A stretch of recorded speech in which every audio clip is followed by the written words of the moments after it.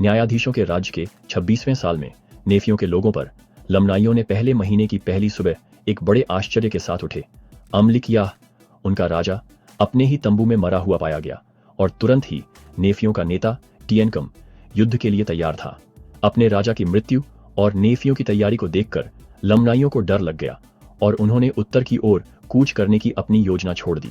वे Molech शहर में वापस चले गए, अपनी किलेबंदी में सुरक्षा की तलाश में। अमलिकियाह का भाई अम्मोरौन लमनाइयों का राजा बनाया गया।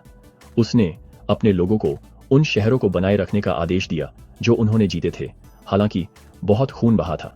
टियनकम ने महसूस किया कि लमनाई उन शहरों को रखने के लिए दृढ़ हैं जो उन्होंने जीते थे।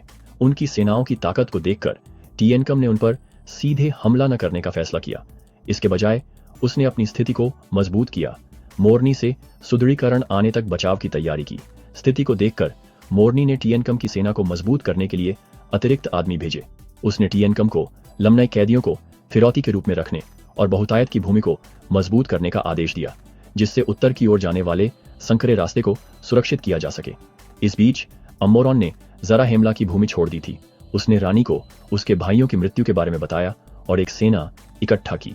उसने पश्चिम समुद्र के पास उनकी सीमाओं पर हमला करके नेफियों को परेशान करने की कोशिश की।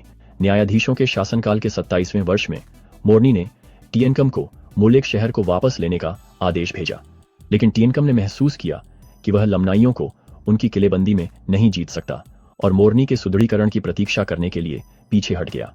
जब मोरनी अपनी सेना के साथ पहुंचा तो उसने और टियनकम ने अपने सेनापतियों के साथ एक युद्ध परिषद की। उन्होंने लमनाई नेता जैकब को खुले मैदान में युद्ध की पेशकश करके उसे अपने किले से बाहर निकालने के लिए दूत भेजने का फैसला किया। जब जोरामियों के नेता जैकब ने मैदानों में नेफियों से मिलने से इनकार कर दिया तो मोरनी ने लमनाइयों को लुभाने की योजना बनाई। टियनकम एक छोटी सी सेना को समुद्र के किनारे ले गया और मोरनी के आदमी रात में मुलेक के पश्चिम में चले गए। टियनकम की छोटी सी सेना को देखकर लमनाइयों ने उनका पीछा किया, यह सोचकर कि वे उन्हें आसानी से पकड़ सकते हैं। लेकिन जब वे उनका पीछा कर रहे थे, मोरनी की सेना मुलेक शहर में घुस गई। जब लमनाई टियनकम का पीछा कर रहे थे तो उनका सामना बहुतायत शहर के पास लेही की सेना से हुआ। मुलेक शहर को खोने के डर से लमनाई भ्रम में भाग गए। ये नहीं जानते थे कि मोरनी उनके पीछे है। लमनाई मोरनी और लेही की सेनाओं से घिरे हुए थे। अपने लंबे मार्च से थके हुए वे अपने हथियार डालने के लिए मजबूर हो गए। लमनाई नेता जैकब ने हार मानने से इनकार कर दिया।